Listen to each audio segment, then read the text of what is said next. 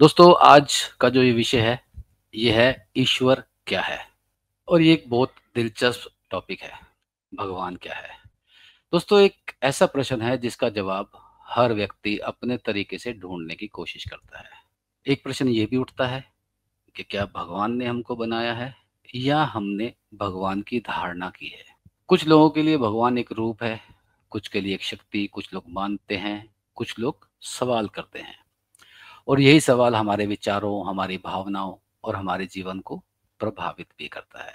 क्योंकि हर धर्म, हर संप्रदाय, हर एक व्यक्ति जो किसी ना किसी तरीके से किसी एक धर्म को फॉलो करता है। आज इस लाइव स्ट्रीम में हम इस प्रश्न पर गहराई से चर्चा करेंगे। भगवान कौन है? क्या भगवान सच में है? और अगर है तो उनका क्या स्वरूप है? क्योंकि हमारे को ये सिखाया गया है कि भगवान निराकार है। सभी धर्म जब भगवान तक पहुंचते हैं, यानी कि अपने देवी देवताओं को छोड़कर, अपने गुरुओं को छोड़कर, अपने आइडल्स को छोड़कर उनको भी पार जाने की बात करते हैं, तो भगवान तक पहुंचते हैं। भगवान यानी कि एक आखिरी पराकाष्ठा जहां के बाद कोई प्रश्न उससे आगे नहीं होता कि भगवान क्या है।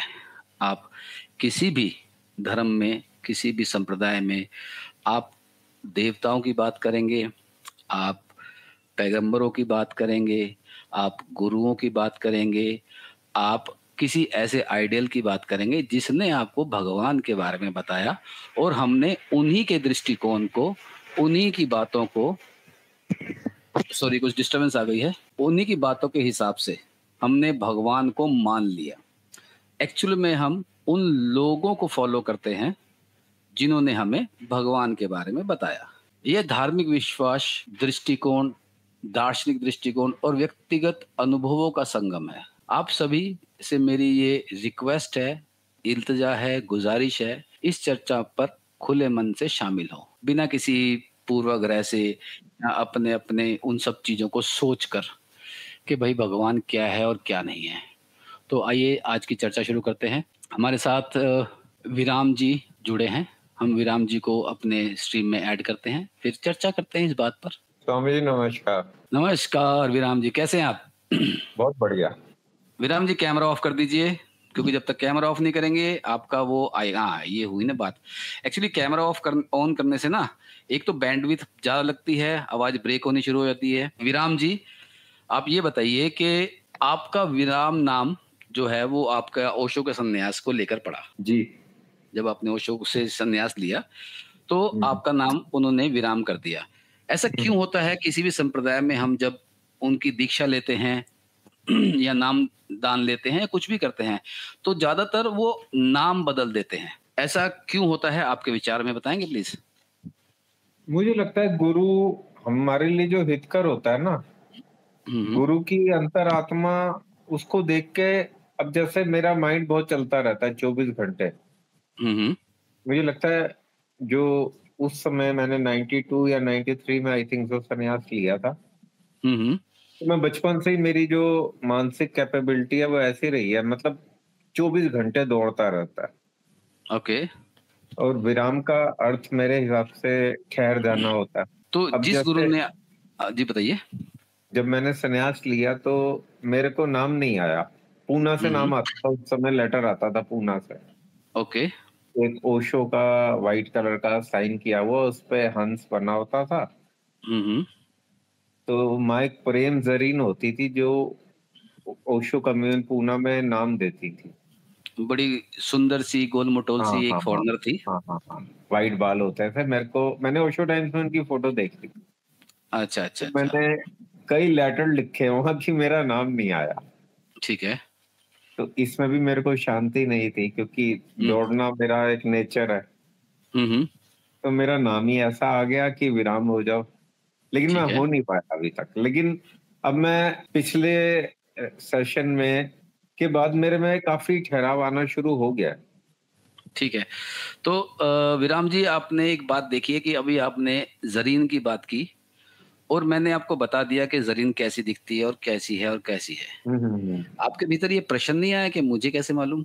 आपने भी देखा होगा ओशो टाइम्स में या कहीं, नहीं, या आप मिले होंगे कभी, पूना गए होंगे? मैं आपकी जानकारी के लिए बता देता हूँ कि मैं ओशो से भी संन्यास्त हूँ। हुँ। वैसे तो मैं वैष्णव संप्रदाय से हूँ अभी, क्योंकि जड़ें जो मैंने वैष्णव संप्रदाय में देखी हैं अपनी, वो जड़ें वैष्णव संप्रदाय में हैं। मैं ओशो से भी संन्यास्त हूँ, तो वहाँ पर जो मेरा नाम था, वो मेरा नाम उन्होंने मुझे दिया स्वामी चैतन्य निसंदेह, अच्छा, कि संदेह नहीं करना। कि संदेह नहीं करना। और आपको बोला है विराम। तो ये नाम जो हमारे को दे दिए जाते हैं, क्या हम इनसे जुड़ जाते हैं या हमें जोड़ कर नाम दिए जाते हैं? इस बात पे बताइए। मेरे को लगता है हमें हमारी साधना उस नाम तक पहुँचने की है। तो वो कैसे तय करते हैं हमारा टारगेट? मुझे लगता है कुछ ऐसा उनके अंतर चक्षु होंगे, या हमारे किसी चीज़ से वो देख लेते होंगे इस व्यक्ति की टाइप क्या है। ऐसे कैसे? ऐसा कौन-सा विज़न है उनके पास कि वो हमारी जो हमारे भीतर चल रहा है, उसके अनुरूप हमें नाम दे देते हैं? कुछ तो उनके पास एक ऐसा क्राइटेरिया होगा ना? अब जैसे मैं दुकानदार हूँ, मैंने हुँ, बचपन हुँ। से खरीद-बेच करी है। हुँ, हुँ। अब मेरे को भी लगभग पता लग जाता है ये कस्टमर कैसा है, ये अब मैं इसको उधार दे रहा हूँ, ये पेमेंट आएगी, नहीं आएगी। ठीक तो है। ऐसे उनको भी एक व्यक्ति को भाँपने की, व्यक्ति को जाँचने की, व्यक्ति की राइटिंग देख के बताने की, क्योंकि ओशो के टाइम में जब सन्यास मिलता था तो इंटरव्यू होता था। हुँ। तो हो सकता है वो एक मापदंड रहा हो इस चीज़ का। लेकिन आपको जो ओशो का संन्यास दिया गया, उसके बाद आपको एक नाम दिया गया, स्वामी ध्यान विराम, मुझे दिया गया स्वामी चैतन्य निसंदेह। तो क्या हमें देखकर नाम दिया या जो हमें दे दिया गया, हमने उसके आस-पास ही अपनी दुनिया बसा ली? मुझे लगता है हमें देख के दिया गया, अगर आपको देख के दिया गया, तो वो फलीभूत क्यों नहीं हुआ अभी तक? क्योंकि मैं चला ही नहीं उस पथ पे। आप चले नहीं, इसका मतलब आप कैपेबल हैं या नहीं हैं, इस बात के अनजाने में ही आपके नाम पे एक नाम, आपके हाथ में एक नाम पकड़ा दिया गया और नहीं, आपकी मेरे पीठ को में। आज ये लगता है कि क्योंकि अब नाउ आई एम 53 प्लस, हुँ, हुँ।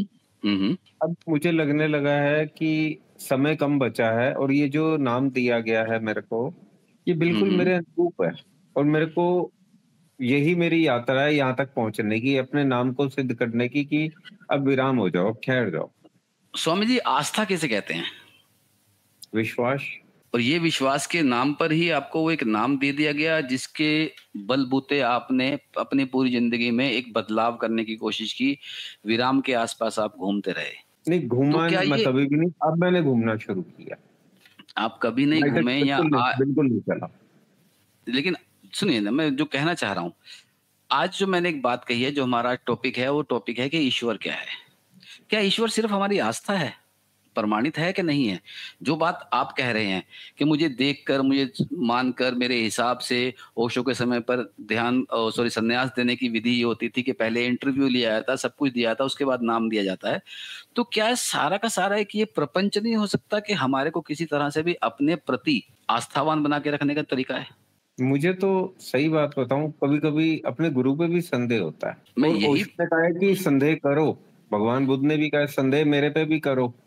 मेरी जो वो हैं विद्याएँ, जो भी उनके ज्ञान मार्ग हैं, कि हुँ, हुँ। संदेह आपको ना मैच्योर बनाता है, मजबूत बनाता है। आप जहाँ तक मुझे याद है, मैंने एक ओशो की ऑडियो सुनी थी या किताब पढ़ी थी, मुझे याद नहीं है।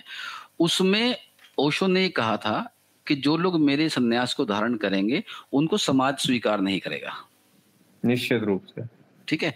समाज इसलिए स्वीकार नहीं करेगा कि समाज की सारी अवधारणाओं के खिलाफ वो चल के बात करते हैं। बिल्कुल सही कहा आपने। लोग आपको पत्थर भी मारेंगे, लोग आपको गालियाँ भी देंगे, लोग आपको तिरस्कृत भी करेंगे, उसके बावजूद भी आपने अडिग बना रहना है। क्या ये हमारे को एक तरह से चलने के लिए मजबूर तो नहीं किया कि हम सिर्फ़ उसी की सुने? क्योंकि हमारे को पहले से कहा कि क्या होगा समाज में। लेकिन आप एक बात देखिए, आपने कइयों को सुना होगा। हुँ, हुँ। आप घूम फिर के आपको आखिरी में जो हमारा गुरु होता है, उसी पे आके टिक जाते हैं। गुरु होता क्या है? मैं ओशो का सन्यासी होने के नाते बात नहीं कर रहा हूँ।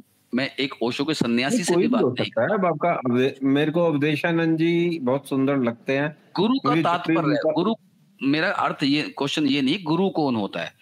गुरु क्या होता है? किसे कहते हैं गुरु? मुझे लगता है कि हम नहीं ढूँढते, प्रकृति हमें मिला देती है। ये मैंने सारी ओशो बातें को ये सुनिए, सुनिए, ये सारी बातें जो आप कर रहे हैं, ये आपको लगता है या किसी ने कहा सुना है और आपको भी लगना नहीं, शुरू हो किसी गया? ने भी नहीं कहा मेरे को।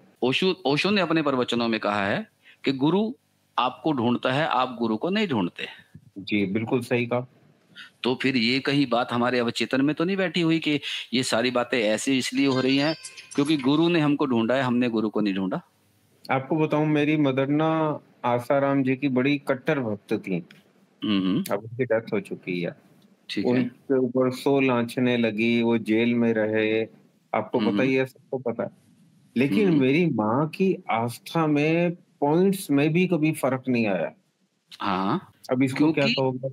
जो जबकि मेरी भगवान ने जबकि हाँ, मेरी सुन जबकि मेरी माँ बड़ी रूढ़िवादी पुरानी किस्म की लेडी, जिसने जो आपको सही बताऊँ, मेरी माँ एक बार ना जब बहुत बुजुर्ग हो गई, नहाते हुए फिसल गई टॉयलेट में। हुँ, हुँ, हुँ, हुँ, मैं वो भी सुबह 5 बजे उठ जाती थी, मैं भी उठ जाता हूँ। तो जब मेरे को हुँ, धड़ाम की आवाज़ आई, मैंने टॉयलेट का दरवाज़ा खोला, तो हुँ, अगली ने मेरे को अपने को हाथ भी नहीं लगाने दिया। यानी वो औरत इतनी रिजिड, और मतलब जो भी शब्द देना चाहो आप दे दो। हुँ, और हुँ, मैं कहूँ, मेरी माँ की आस्था नहीं हिल पाई कभी, जिसने हुँ, कभी हुँ। किसी अपने बेटे को भी अपने शरीर को हाथ नहीं लगाने दिया, जबकि वो गिरी पड़ी थी। आज का प्रश्न स्वामी जी यही है कि जो ये आस्था हमें दे दी जाती है, ये जो संस्कार हमें दे दिए जाते हैं, ये जो नियम हमें दे दिए जाते हैं, क्या ये सच्चे हैं? क्या ये सही हैं? जिनके आस-पास हम अपना पूरा जीवन बिता देते हैं और आपका भी एक प्रश्न आया था कि ऐसा होने के बावजूद भी उनकी आस्था नहीं डिगी। नहीं डिगी। नहीं डिगी। इतने सारे लोगों ने आशाराम बापू के विरुद्ध इतनी सारी बातें की, वो सारी बातें जो समाचार पत्रों में लिखी थी, सही थी, गलत थी, पता नहीं। लेकिन अपने गुरु पे लांछन लगने के बाद भी उनकी आस्था उनके प्रति नहीं डिगी, नहीं डिगी। नहीं आपको डिगी। बताऊँ, तो मेरी माँ ना चल भी नहीं पाती थी पहले बेचारी। सुनिए, 1 सुनिए, मिनट प्रश्न सुनो। ये है। हाँ, बताइए? वो शी वाज़ वेरी वीक। उनके करीब-करीब 8 ऑपरेशन हुए जीवन में, मेरे आँखों के आगे। हुँ, हुँ। उनका लगभग जैसे 2 किडनी होती हैं, 1 किडनी निकली थी, उनको ब्रेस्ट कैंसर हुआ, एक ब्रेस्ट निकला हुआ था उनका। हुँ, हुँ, मतलब हुँ, पूरा हुँ, हुँ, शरीर उनका छिन-भिन था। हुँ, हुँ। वो सिर्फ़ मोदी को वोट इसलिए देने गईं कि ये भी गुजराती है और ये हमारे आसाराम जी को बाहर निकाल देगा। हाँ, मतलब आप आप ये देख रहे हो? आप नहीं, नहीं, आप ये देख नहीं, उनकी आस्था सम्माननीय है। जिसकी हाँ। भी आस्था किसी के प्रति है, उस प्रति हमारा सम्मान है। लेकिन क्या ये हमारे आस्था के साथ खेला जा रहा है या हमारे आस्था के नाम पर हमारे को भ्रमित करके अपने तरीके से चलाने का एक षड्यंत्र चल रहा है, परमात्मा के नाम पे, भगवान के नाम पर, मोदी के नाम पर, गुरु के नाम पर। अच्छा दीपक अच्छा जी, हमारे चलो, बीच मैं मैं हमारे मैं 1 मिनट, आप 1 मिनट रुकिए, हमारे बीच कविता जी भी आ गई हैं, उनको भी ऐड कर लेते हैं। उनके भी विचार सुनते हैं। नमस्कार कविता जी। चलाते हैं। आज का हमारा आपने टॉपिक देखा था, क्या था? हाँ, मैंने देखा था। हाँ, हमारा टॉपिक है ईश्वर क्या है? उसी जी। सिलसिले में दीपक जी से हमारी बात चल रही है और दीपक जी अपनी अच्छा, मदर दीपक के जी बारे। भी आए हैं? हाँ, हाँ, दीपक जी आप देख रहे हैं सामने, विराम जी। सॉरी विराम जी, मैं आपको कभी-कभी दीपक जी बोल देता हूँ क्योंकि कोई बात। हाँ, तो विराम जी जो आए हुए हैं उन्होंने अपनी माताजी की आस्था के विषय में बताई है। और ओके। मेरा प्रश्न ये है कि क्या हम इतने ज़्यादा कमज़ोर हैं कि आस्था के नाम पर, भगवान के नाम पर हमारे को जो भी प्रसाद के रूप में दे दिया जाता है उसे हम सहर्ष स्वीकार कर लेते हैं। सही है, गलत है, कुछ भी सोचने विचारने के लायक ही नहीं रहते हम। क्योंकि वो तो आस्था में होता है ना सर। दीपक जी आप तो अपनी बात कंटिन्यू कीजिए, उस बीच हम बात करेंगे। कुछ कह रहे थे आप? एक बात बताइए, चलो ये चीज़ हटा दो, गुरुओं का मायाजाल, ये सब आस्था हटा दो बिल्कुल। ठीक है। हमारे कल्चर से, हम जिस कल्चर में बिलॉन्ग करते हैं, हम उसी की बात कर सकते हैं, और तो हमने कुछ देखा नहीं। चलिए बात तो कीजिए। फिर अगर हम देखें, ये जो एम्प्टी स्पेस एक क्रिएट हो जाएगा बिना आस्था के, हमारे जीवन में फिर क्या रह जाएगा? मुझे लगता है ये हम लोगों के, इंडियंस के चलने का एक मेथड है। ठीक है। आप अपने जीवन से ही देख लीजिए। हुँ, आप हुँ। ओशो को भी मानते हैं, आप सनातनी, ऋषिकेश में भी आप काफ़ी रहे। आप हुँ, अपनी हुँ। लाइफ से इस चीज़ को हटा दो। तो आप 1 मिनट कल्पना के जगत में ही जाके देखो, आपके जीवन में क्या रह जाएगा? एक निरस्ता रह जाएगी। ठीक है। सबसे पहले चाहे ये हमें नौटंकी हो रही है, चाहे पाखंड हो रहा है, चाहे खिलवाड़ हो रहा है, कुछ भी हो रहा है। चलो हम इस खिलवाड़ को हटा के अगर देखें, तो हमारे जीवन में रह क्या गया? विराम जी, अब हमारा ना डिस्कशन जो है आर्ग्यूमेंट भी बदल रहा है और मजा आ रहा है। मैं चाहता हूं हम इस प्रकार से आर्ग्यूमेंट करें। देखिए दीपक जी, आपने एक बात कही, आपने मानी कि हो सकता है कि गलत हो सकता है खिलवाड़ हो सकता है सब कुछ हो, तो क्या हमें सच जानने का हक नहीं है? बिल्कुल है। तो अगर हम सच से आंखें फेर कर ही बैठे रहेंगे तो सच को जानेंगे कैसे? अब देखो, आज की डेट में आपको भी मेरे को भी ये कविता जी जो साथ जुड़ी हैं, हम हम्म यूट्यूब या फेसबुक पे जब रील देखने शुरू करते हैं तो हम्म मेरे ख्याल मैं तो बच्चों को देखता हूँ स्कूटर पे चलते हुए स्क्रॉल करते रहते हैं। हम्म तो अब उनकी आस्था रीलों की जिंदगी को ही सही दिखने लग गई है। चलिए मैं आपसे एक प्रश्न करता हूँ। मैं बोलता कम हूँ, माफ करना थोड़ा।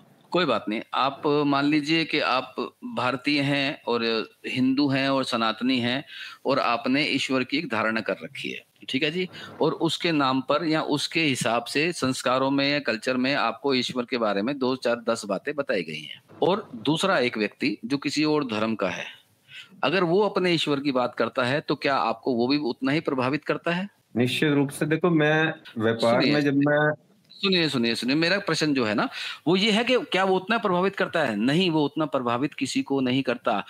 आपके हिंदुत्व में, आपके सनातन में हजारों चीजें ऐसी हैं जो ऑब्जेक्शनेबल हैं। ऐसे ही सामने वाले के धर्म में भी हजारों बातें ऐसी हैं जो ऑब्जेक्शनेबल हैं। कोई आदमी अगर आपके धर्म पर ऑब्जेक्शन करता है या आप किसी के धर्म पर ऑब्जेक्शन करते हैं तो आप एक दूसरे पर ऑब्जेक्शन करते हैं, आप ईश्वर के होने के अस्तित्व पर ऑब्जेक्शन नहीं करते। आप उसके व्यक्ति के जो तरीके हैं, उसका जो धर्म फैलाने का जो तरीका था, उसका जो आइडियल था शुरू में, भले वो बौद्ध हो, भले वो जैन हो, भले वो इस्लाम हो, भले वो क्रिश्चियनिटी हो, उन सब के तरीकों को जो इन्होंने तरीके अपनाए हैं और जो हाइपोथेटिक बातें बताई हैं जिनका कोई प्रमाण नहीं है, ना उनका प्रमाण हो सकता, क्योंकि हर किसी के धर्म में कोई ना कोई हाइपोथेटिक बात है ही। कोई कहता एक बात है बताइए, हम्म, जीवन में कुछ तो है ना जो हमको संचालित करता है। तो फिर वो तो एक तो वो अब गालिब का आप शेर और भी आप कहता और हम ये बात कर रहे हैं, है। कहीं से आपके सिग्नल जा रहे होंगे, पता नहीं वो सैटेलाइट यहाँ से करोड़ों किलोमीटर ऊपर होगा, वहां गया, वहां से फिर नीचे रिफ्लेक्ट हुआ, जो भी कुछ एक इसका सिस्टम होगा। तो हम्म ऐसे जीवन चलाने के लिए भी तो कुछ तो एनर्जीज और कुछ तो है जो हम सबको जीवन चला रही है।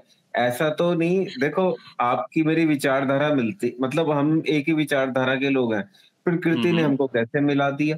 जबकि आप हम्म कहाँ रहते हैं, मैं कहाँ रहता हूँ, आपका व्यवसाय कुछ और है, मेरा व्यवसाय कुछ हम्म और है। प्रकृति हम्म ने आपको और मेरे को कैसे मिला दिया? तो इसे आप मैं भगवान का रूप क्यों, आप इसे संभावनाओं की बात क्यों नहीं कह रहे? इसे नदी नाव संयोग क्यों नहीं कह रहे? आप इसे भगवान का आशीर्वाद या कर्म या ये सब क्यों कह रहे हैं? क्योंकि आपके अंदर ये फीड है, आपके पास कोई दृष्टिकोण है ही नहीं उसके अलावा। नहीं, मुझे तो लगता है कि कोई आपको ऐसी लगता, एनर्जी है जो आपको जो हम लग रहा है, हाँ, आपको जो लग रहा है, मेरे को फील होता है, पूरा एनर्जी ये है। आपको एक्चुअली आपको बताया गया है ना। अगर आपको बताते कि ये सब जो हो रहा है ना, ये किसी दूसरी गैलेक्सी में कोई बंदा बैठा रिमोट से कर रहा है, तो आप उस बात पे विश्वास करते? कोई जीवन की शुरुआत से लेके अब तक आपकी कंडीशनिंग में, आपकी हर चीज में वो रोम रोम में बसाई हुई होती, आपको उसके अतिरिक्त कुछ समझ ही नहीं आता। चलिए मान लेते हैं कि कोई एनर्जी है जो चला रही है हमारे को, निश्चित रूप से।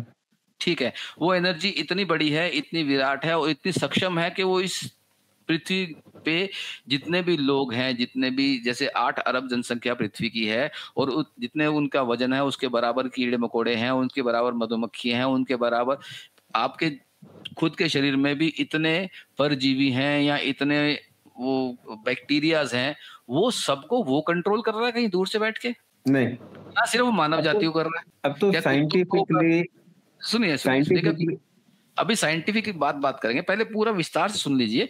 क्या कुत्ते बिल्लियों को या जितने भी जानवर हैं, जितने भी प्राणी हैं, 84 लाख योनियां जो वगैरह वगैरह सब का है, उन सबको कंट्रोल करने के लिए कैसे होगा? और अगर कोई ना कोई कंट्रोल करने वाला चाहिए ही, कोई ना कोई क्रिएटर चाहिए ही, तो सबसे बड़ा प्रश्न उठता है कि फिर ये बात कहाँ जाके खत्म होगी? हिंदुत्व में कहा जाता है कि धरती गाय के सींग पे टिकी हुई है वो गाय किस पे टिकी हुई है? दूसरे के सींग पे टिकी हुई है। वो गाय किस पे टिकी हुई है? तीसरे के सींग पे टिकी हुई है। कहां तक गाय ले जाओगे? और 5 बार 6 बार पूछने के बाद ये कहते हैं कि इसके ऊपर प्रश्न पूछना मना है। ये प्रश्न पूछना मना क्यों है? कुछ धर्मों में तो आप अगर किसी एक भी श्लोक पर या एक भी आयत पर आपका विश्वास नहीं है तो आप उस धर्म से ही बाहर हो जाते हैं। अगर कोई गुरु कोई ईश्वर का पैगाम लेके आता है, भले वो बुद्ध है, भले वो कोई भी है, क्या उनको दुख, क्या उनको समस्याएं, क्या उनको सब कुछ नहीं हुआ? ब्रह्मा विष्णु की नाभि से निकले हुए कमल पर है। विष्णु को शिव से द्वारा बनाया गया। शिव कहां से आए? शिव स्वयंभू हैं। तो कहीं ना कहीं तो एक ब्लैक स्पेस या होलो आ जाता है कि इसके बाद का जवाब ही नहीं है। अगर मैं आपसे पूछूं कि सबको बनाने वाला भगवान है और बनाने के लिए भगवान का होना या क्रिएटर का होना जरूरी है, तो क्रिएटर को किसने बनाया? ये बात कहां जाके रुकेगी दीपक जी? अब आप बोलिए। नहीं, अब इसका तो कोई मेरे को लगता ही नहीं कभी अंत होगा। इसका कोई अंत नहीं है ना, क्योंकि जवाब है ही नहीं। अब देखो, भगवान मैं एस्ट्रोलॉजी पे भी विश्वास करता हूँ बहुत। मैं अपने एक मित्र के साथ एक एस्ट्रोलॉजर पे गया, अरविंद जी नाम है उनका। हाँ हाँ। तो वो मुझे कहते हैं जी, मेरी पत्री में जो भी उन्होंने देखा कि बहुत प्रॉब्लम्स हैं, लेकिन कहते हैं आपकी पत्री में एक चीज बड़ी पॉजिटिव है, आपका जन्म नहीं होगा दोबारा, आप मोक्ष उसमें हो। ये मोक्ष जो उन्होंने आपसे कह दिया, मैं आपसे इस मोक्ष की बात करता हूँ। हाँ, सभी धर्म कहते हैं मोक्ष के बारे में। हाँ, क्या है ये मोक्ष जो कहते हैं, जो सबकी आइडिया है, क्योंकि अगर एक आदमी ये कहता है कि आखिरत में जाके हिसाब किताब होगा, तब अल्लाह मियाँ तुम्हारा हिसाब किताब करेंगे और चुनाव से तुम्हारे कर्मों के हिसाब से या तुमने क्या जिंदगी में किया उस हिसाब से आपको स्वर्ग में या नरक में डाल देंगे। और हमारे यहाँ कहते हैं कि स्वर्ग और नरक के बाद मोक्ष है, स्वर्ग और नरक से ऊपर मोक्ष है। मोक्ष का मतलब है कि आप इस दुख भरी जिंदगी को बार बार जो आप धारण करते हो, पुनर्जन्म की जो बातें होती हैं, रीइंकार्नेशन जो होता है, आप उससे मुक्ति पाकर भगवान के चरणों में सब हमेशा के लिए रहोगे, हमेशा के लिए वास करोगे। ये मोक्ष है, यानी कि तुम्हारा दोबारा कभी जन्म होगा ही नहीं। और दीपक जी, मैं आपसे पूछ रहा हूं, यदि मोक्ष की धारणा ही शाश्वत सत्य है कि यही होना है, कि यही जीवन आपका पहला है और यही जीवन आपका आखिरी है, इसके बाद ना कुछ होगा, ना इससे पहले कुछ था, ना इसके बाद कुछ होगा, तो जीवन कितना मुश्किल हो जाएगा। अगर आप देखो, ये जो रशियन है, जो कम्युनिज्म है, वो किसी ईश्वर को नहीं मानता। हाँ, बुद्धिस्ट किसी ईश्वर को नहीं मानते, जैनिज्म वाले किसी ईश्वर को नहीं मानते। लेकिन आप देखो, वो जीवन में बहुत सफल हैं हर फील्ड में। बात सफल असफल की नहीं है, बात परमात्मा के होने की है। आपको एक लॉलीपॉप दे दिया है, जिस लॉलीपॉप से आप अपने आप को व्यस्त रखते हैं, जीवन के पैदा होने के बाद, होश संभालने के बाद, आपकी मृत्यु तक आपको वो लॉलीपॉप चूसते रहना है कि ईश्वर है, ईश्वर है, ईश्वर है, और पूछना भी गुनाह है कि ईश्वर है कि नहीं है। सही बात है। संदेह, भगवान बुद्ध ने तो कहा है आप संदेह करो, मेरे पे भी करो, लेकिन मैं तो नहीं बना रहा। संदेह से होगा क्या? संदेह का मतलब होता है जानने की कोशिश करना। भगवान है या नहीं है, दो ही उत्तर हैं। भगवान नहीं है ये 50% है, भगवान है ये भी 50% है। तो आप 50% को लेकर कैसे मान सकते हो कि वो शाश्वत सत्य है? नहीं भी तो हो सकता। हाँ, मैं भी नहीं भी हो सकता। ये एक लॉलीपॉप भी हमारे हाथ में। बिल्कुल। कविता जी, आप क्या कहना चाहते हैं इस बारे में? सर मेरा तो बस इतना कहना है, मानो तो सब कुछ, ना मानो तो कुछ भी नहीं। तो अगर मानना है और पूरा जीवन उसी के पास लगा देना है, तो प्रश्न तो ये है ना, अपना जीवन किसी और पे लगा देना। हाँ, मतलब इसी बात पे लगा देना कि आपको मोक्ष प्राप्त होना है या आपको स्वर्ग नरक मिलना है, इसीलिए आप जीवन में वो सारे अच्छे काम करते हैं जो समाज के द्वारा स्वीकृत हैं और वो सारे बुरे काम नहीं करते जो समाज ने नहीं कहे। तो आपका व्यक्तित्व कहाँ है इसमें? आप अच्छे हैं सिर्फ इसीलिए क्योंकि आपका धर्म आपको अच्छे होने के लिए कहता है। आजकल तो सर अच्छे लोगों के साथ ही बुरा होता है मेरे हिसाब से तो। दीपक जी अच्छे हैं बुरे हैं? हाँ, दीपक जी तो अच्छे हैं, इसलिए तो इनके साथ बुरा हो रहा है। क्यों दीपक जी? अच्छा, कल हमारी एक बात रह गई थी सर, कि वो आपको व्रत और बताऊं ना, उपवास में आप कुछ मुझे बता रहे थे। दीपक जी कुछ कह रहे हैं, क्या कह रहे हैं दीपक जी? जी, विराम जी, सॉरी दीपक जी। मेरे कुछ घरेलू कॉम्प्लिकेशंस हैं बड़े भयंकर, जबकि वो कॉम्प्लिकेशन इतने भयंकर है कि कोई और होता तो वो पल्ला झाड़ लेता कि मैं कोई उत्तरदायित्व तो नहीं निभाता जीवन का। ठीक है।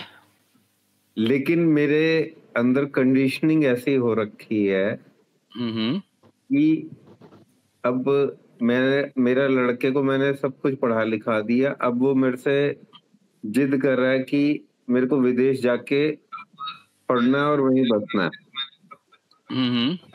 मैंने उसके लिए अपने जो एक फंड्स जोड़े हुए थे, लोन शोन लेके अब उसके लिए अरेंज किया। मैंने कहा देखो, हम कंडीशनिंग में इतने भयंकर फंसे हुए हैं कि ये मेरा उत्तरदायित्व है, जो बड़े-बड़े शब्द हैं, मेरा फर्ज है, लेकिन आदमी ना उनमें पिस के ही रह जाता है। तो फिर ये सामाजिक संरचना है भगवान हाँ। की हम हैं या हमारी सामाजिक। इन्वेंशन है भगवान? क्वेश्चन तो ये है, क्या है भगवान? ये बड़ी अबूझ पहेली है, जिसका अंत नहीं मिलता। तो फिर आप ये बताइए कि हमारे देखो, मैं आपको अपने पिताजी का बताता हूँ, मैं हमारी गली में 5-7 केस ऐसे हुए हैं, जैसे ही एक लेडी की उम्र 40 या 45 प्लस होती है ना, वो मंदिरों में या किसी गुरु के चक्कर में घुस जाती है। ज़्यादातर औरतें घुस जाती हैं इस एज में। ठीक है। फिर उसकी कंडीशनिंग ऐसी हो जाती है, वो अपने पति से दूर होती चली जाती है। तो आदमी, मेरे फादर भी थे, मेरी मदर जब आसाराम के उसमें चक्रव्यूह में फँस गईं, मैं चक्रव्यूह नाम लूँगा अभी। कोई बात नहीं, आपकी तो अपने विचार है, कह सकते हैं आप। मैं कभी-कभी अपने पिताजी जब दूर से बातें सुनता था, जब वो मेरी मदर से करते थे, तो बेचारे कल्पे हुए रहते थे क्योंकि उनकी सेक्सुअल नीड्स नहीं पूरी हो पाती थी। ऐसे ही हमारे मोहल्ले में 2 लोग हैं, मैं भी उनमें से एक हूँ। 3-4 लोग हैं मतलब, जो ये जब आदमी मैंने देखा कम होता है, लेकिन जो लेडीज़ होती हैं, जब वो इस चक्रव्यूह में फँस जाती हैं ना, धर्म के, गुरुओं के, मंदिरों के, तो उनकी जो हस्बैंड की लाइफ है ना, वो बड़ी डिटोरिएटेड हो जाती। क्यों होता है ऐसा? आपने कुछ इस पे निष्कर्ष निकाला? मुझे लगता है वो औरतों की कंडीशनिंग होगी कोई, मैं तो उनका इतना साइकोलॉजी जानता नहीं। इसके पीछे एक कारण है। वो कारण ये है कि आप अपने घर के किसी भी बच्चे को, किसी भी लड़की को बिल्कुल संस्कारी बनाने की कोशिश करते हैं उसके शादी से पहले तक। आप नहीं चाहते कि आपका घर का बच्चा, आपकी घर की बिटिया जो है, वो संस्कारहीन हो जाए या संस्कार को छोड़ दे। संस्कार को छोड़ेगी तो वो अपने मन की सुनना शुरू कर देगी। जब वो अपने मन की सुनना शुरू कर देगी तो संस्कारों के नाम पर पथभ्रष्ट होके व्यभिचार करने की छूट मिल जाएगी उसे। और ये संस्कार, ये सारी कंडीशनिंग जो है, लड़की के मन में बैठी हुई होती है। बचपन से जब से उसे बाहर खेलने से रोक दिया जाता है, उसे लड़कों से बात करने के लिए रोक दिया जाता है। बहुत सारी बातें ऐसी होती हैं जहाँ पर ये सारी बातें होती हैं। अब वो कंडीशनिंग के बाद एक टाइम ऐसा आता है जब उसे पति के नाम पर एक ऐसा व्यक्ति दे दिया जाता है जो उसके साथ वही सब करता है जिस सब से रोकने के लिए उसका घर परिवार, उसका खानदान उसके पीछे पड़ा होता है। बात समझ रहे हैं? फिर क्या होता है कि 40-45 साल के बाद उन्हें मिल जाते हैं गुरुजी। वो गुरुजी उनको ये कहते हैं कि तुमने आज तक जो किया वो सब गलत था। परमात्मा के लिए तुम्हें ऐसा होना चाहिए, वैसा होना चाहिए। तो नई कंडीशनिंग दे देते हैं मतलब। गृहस्थ जीवन में उन्होंने जो भी किया, उस एक 10, 15, 20 साल की पीरियड में उन्होंने जो भी किया, बच्चे पैदा किए, अपने भाई के साथ वगैरह-वगैरह सबके साथ है। ठीक है जी? और उसके बाद वो बीच का पीरियड जो है, वो उनके लिए अपराध बोध बन के रह जाता है। क्योंकि बचपन से कंडीशनिंग है, वो दिमाग में घुसी पड़ी है, फिर पति के नाम पे एक व्यक्ति दे रहा है, जिसके साथ उन्होंने पूरी जीवन में हर सुख ढूँढना है, फिर उसी सुख को अपराध बना दिया गया था बचपन में और उसी सुख को अपराध बना देते हैं, वो सब गुरु मिलकर। इसलिए वो भोगने के बाद अपने उसी पति के साथ, अपने उसी परिवार के साथ अपनी ड्यूटीज तो पूरी करती हैं, लेकिन वही जो पहले उनको सिखाया गया है, उनके मन में डाल दिया गया है, वो अपराध बोध के बाद उनमें आ जाता है। क्योंकि आपको एक मान लीजिए, अब मैं आपसे कहता हूं कि आपने आलू गोभी की सब्जी नहीं खानी, बुरी है, ऐसी है, वैसी, आपको समझाता रहूं सालों तक, और फिर आपको आलू गोभी की सब्जी दे दी जाए कि ये तुझे खानी पड़ेगी, और आपने बहुत साल तक वो खाई।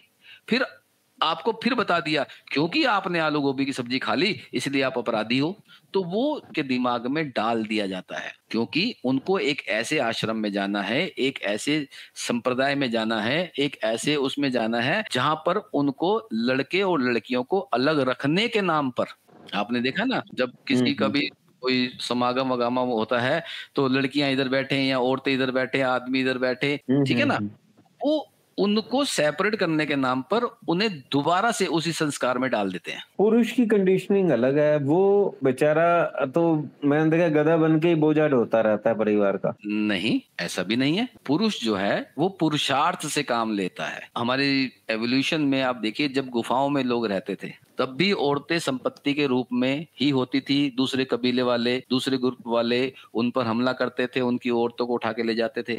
आपने डिस्कवरी चैनल में देखा होगा कि एक शेर का ग्रुप है, वहां पर शेर है, शेरनी है, उनके बच्चे हैं, और होता क्या है कि 2 शेर बाहर से आते हैं, उनके शेरों से लड़ाई करते हैं, उनको मारते हैं, साथ में उनके बच्चों को भी मार देते हैं, क्योंकि वो अपना वंश आगे बढ़ाना चाहते हैं। और जब तक वो शेरों के उन बच्चों को नहीं मारते हैं, वो शेरनियां दोबारा से उनके साथ समागम के लिए तैयार नहीं होती। तो प्रकृति ने ये छूट दे रखी है ना स्त्रियों को, वो भी सर्वाइवल ढूंढती है, उनको भी उस व्यक्ति के साथ एडजस्ट करना, जीना सिखा दिया गया है कंडीशनिंग ने। भले वो कोई भी हो, भले उसने उसके माँ बाप की हत्या कर दी हो, भले उसके बाप की हत्या कर दी हो, भले किसी की हत्या कर दी हो, उसको 2-4-10 दिन में प्रकृति ने ऐसी सोच दे रखी है कि वो उसके साथ एडजस्ट हो जाती है। इसलिए औरतों को संपत्ति के रूप में देखा जाता है, और उनको सिक्योर करना, उनके लिए सब कुछ करना, वो ना छोड़ के चले जाए, ना कोई उनको ले जाए, ये पुरुषों के भीतर एक कंडीशनिंग में घुसा पड़ा है। और वो कंडीशनिंग जो है ना, वही कंडीशनिंग मजबूर करती है आपको पुरुष होने का, जो झूठा झूठा कि तू आदमी है, तुझे ही करना है, ये सब सिखाया जाता है। इस भ्रम में, इस कारण से आप वो सब कुछ अपने परिवार के लिए करते चले जाते हैं। एक टाइम के बाद कंपैरिजन आता है कि पड़ोसी के पास ऐसा है तो ऐसा है। आज ही मैं ओशो का एक वो चल रहा था प्रवचन, तो बड़ी प्यारी बात बोली उन्होंने कि खासकर हिंदुस्तान में तो ये बहुत ज्यादा है कि शादी करना मुश्किल होना चाहिए और तलाक सुगमतम होना चाहिए, जबकि हमारे कल्चर में उल्टा है। आप आज तलाक लेने जाओ, आपकी जिंदगी नरक हो जाएगी। जो घरेलू नरक है उससे भी बदतर हो जाएगी कोर्ट कचहरियों में धक्के खा खा के। तलाक क्यों लेना है? जिसके भी जो प्रॉब्लम हो, मतलब अगर छुटकारा चाहता ही है, तलाक लेने का कारण होना चाहिए ना, किस लिए तलाक लेना है? हाँ, कोई छुटकारा जैसे चाहता ही है, किसी का कुछ है। छुटकारा क्यों चाहिए? मुद्दा तो ये है, छुटकारा क्यों? घरेलू कलेश हो, दोनों में कंपैटिबिलिटी ना हो, दोनों की विचारधारा अलग हो। अभी आपको पता है कुछ दिन पहले स्वामी परमानंद ने स्त्रियों के लिए कुछ बातें कही थी जो स्त्री समाज को पची नहीं। उन्होंने लिव इन रिलेशनशिप के ऊपर कहा था कि एक को छोड़ के, दूसरे को छोड़ के, तीसरे को छोड़ के, जो औरतें लिव इन रिलेशन में रहती हैं, आज एक के साथ, कल को दूसरे के साथ, परसों तीसरे के साथ, क्योंकि आप ये कहते हैं छोड़ना है, वो कह रहे हैं छोड़ना नहीं चाहिए। उन्होंने कहा कि किसी के साथ संबंध जोड़ना वगैरह कुछ बुरा नहीं है, आपकी बेसिक बॉडीली नीड्स हैं। लेकिन फिर वो पता है क्या कहते हैं आखिरी अपने प्रवचन के अंत में, मेरे से ज्यादा खुले विचार वाला कोई नहीं है, लेकिन मैं फिर भी कहूंगा स्त्री और पुरुष अगर एक ही रहे, दोनों में प्रेम इतना गहरा हो, पत्नी और पति का अगर आपस में एक ही पार्टनर हो, तो उससे सुंदरतम कोई जीवन नहीं हो। ये सच है और यही होना चाहिए, क्योंकि आप एक पार्टनर के साथ जब जुड़ते हैं तो उसके साथ उसकी सारी आदतों को स्वीकार करते हैं, और वो स्वीकार दोनों तरफ से होना चाहिए। आपकी पत्नी ने आपको स्वीकार कर लिया, आपके पति ने आपको स्वीकार कर लिया। यदि कोई एक दूसरे पर हावी होकर स्वयं को स्वीकार हो जाने के लिए कि दूसरे को तुझे स्वीकार करना पड़ेगा, फिर वो भीतर से कुछ निकलता है। स्वामी जी, आपको ये बातें पता होंगी कि हमारे जो भारतीय परंपरा है उसमें तलाक वाला कोई शब्द था ही नहीं पहले। हाँ, नहीं था, ये तो अब बहुत ज्यादा हो गया। डिवोर्स और तलाक, ये दोनों शब्द भारतीय संस्कृति के है ही नहीं, क्योंकि हमारा समाज जो है वो संबंध विच्छेद में कोई भी आस्था नहीं रखता, वो संबंध विच्छेद होना ही नहीं चाहिए।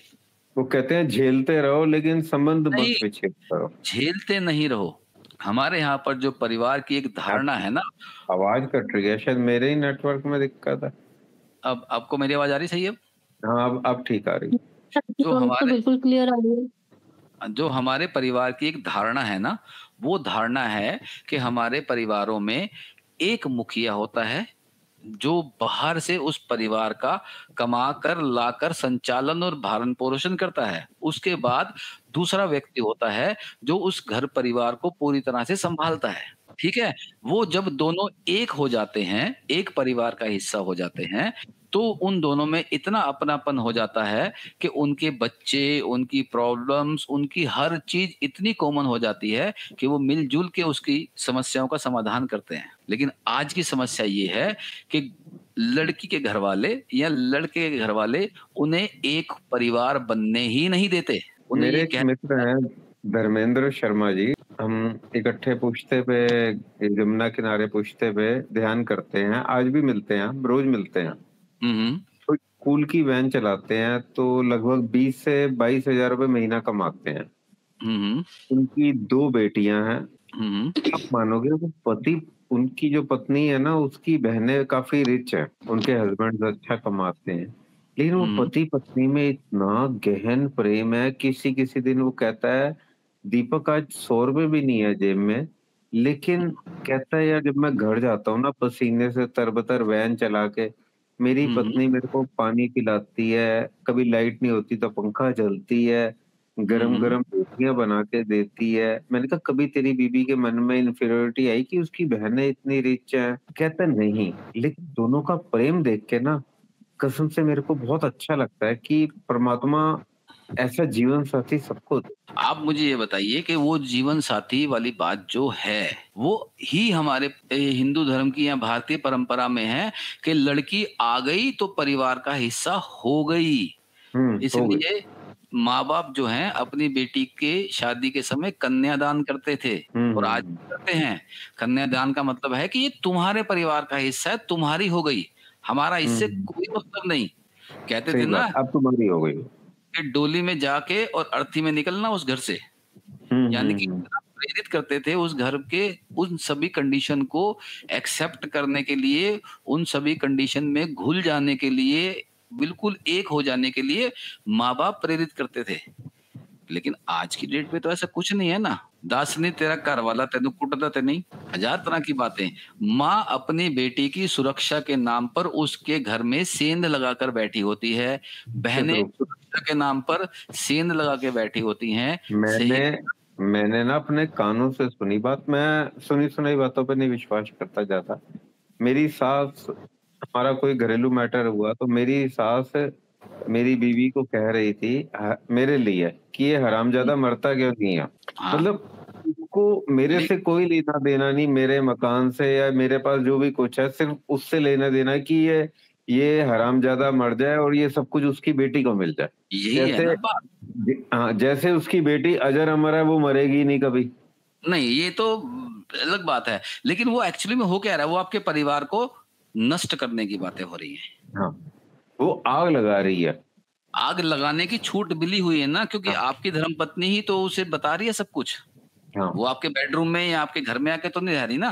स्वामी जी, आपको हुँ, पता है कि पहले होता क्या था कि हमारे गाँव में हमारे जो पुराने विचार हैं वो ये होते था कि जब बाप बेटी के घर जाते थे या बहन के घर जाते थे पानी भी तो नहीं उसके घर पीते का थे। पानी नहीं पीते थे। क्यों मालूम है क्यों नहीं पीते थे पानी? क्योंकि 5-7 किलोमीटर, 10 किलोमीटर, 20 किलोमीटर दूर गाँव होता था। घर से पानी ले जाना है, वहाँ जाके पानी पीना नहीं है, तो इसका मतलब है कि ज़्यादा देर बैठना नहीं है। ज़्यादा देर बैठना नहीं है तो इंटरफेरेंस ना हो। बातें कुरेदी नहीं जाएँगी, बातें कुरेदी नहीं जाएँगी। तो तुमने अगर हमारे घर में एक ऐसे व्यक्ति को भेजा है जिनको हमने अपने घर की रानी बनानी है, जो भी करना है आपको उसका पता ही नहीं चलेगा। जब पता नहीं चलेगा तो आप पीठ पीछे परदेस, जो हो रहा है बढ़िया हो रहा है। और लड़की को भी पता था कि मेरे माँ-बाप आएँगे तो मैं उनके कान नहीं भर पाऊँगी। सही। कौन बाप अपनी बेटी से प्यार नहीं करता? आपने एक बात सुनी होगी, आप एक पिता हैं, आपको पता होगा कि जब बच्चा पैदा होता है लड़की के, तो हमारी परंपराओं के हिसाब से उस समय लड़की की माँ या लड़की का पति दोनों ही वहाँ नहीं होने चाहिए। मालूम है आपको? नहीं, मुझे नहीं मालूम। ये एक तरीका है कि ना तो पति सामने होना चाहिए, ना लड़की की माँ सामने होना चाहिए। क्योंकि अगर पति सामने होगा या माँ सामने होगी, तो वो उस दर्द को सह नहीं पाएगी। आप देखिए ना कि इमोशनली भी वो अपना दर्द सह नहीं पाएगी, हो सकता है कि कुछ मिस हैपनिंग हो जाए, क्योंकि दाई उसे 10 प्रकार से समझा रही है कि ऐसे कर, वैसे कर, ये कर, वो कर, और वो पूरे दर्द में है। वो इमोशनल सपोर्ट कहीं से नहीं मिलेगी उसको। अगर इमोशनल सपोर्ट मिलेगी तो परेशानी हो जाएगी। मैं आपको अपना ही एक इंसिडेंट बताता हूँ छोटा सा। मैं एक बारी अपनी बाइक पर लक्ष्मण झूले की तरफ घूम रहा था। लक्ष्मण झूला पार करने के बाद जब मैंने राइट हैंड की तरफ मुड़ा, तो वहां पर मैंने देखा कि एक फॉरेनर लड़की ने एक गाय को, जो गाय लगभग मरने वाली थी, उसको अपनी गोद में लिटाकर, उसका सर अपनी गोद में रखा हुआ और उसे सहला रही थी। मैंने थोड़ी देर उसको देखा, तो मैंने उसको, फॉरेनर को, एक बात कही। मैंने कहा कि तुम्हारा प्रेम इसे मरने नहीं दे रहा, तुम्हारा प्रेम इसे देह त्यागने से मना कर रहा है, इसे रख दो और दूर खड़े होके देखो। उस लड़की ने वही किया कि उसका सिर बड़े आराम से नीचे रखा और पास में आके बैठ, वहां मेरी बाइक के पास आई, खड़ी हो गई। 10 मिनट में वो गाय मरी गई, चली गई। तो हमारा स्नेह, हमारा प्रेम, हमारी ये सारी बातें जो है ना, ये रोकती हैं आपको अपनी फाइट करने से। तो जो इंटरफेरेंस है ना, ये घर खराब करता है।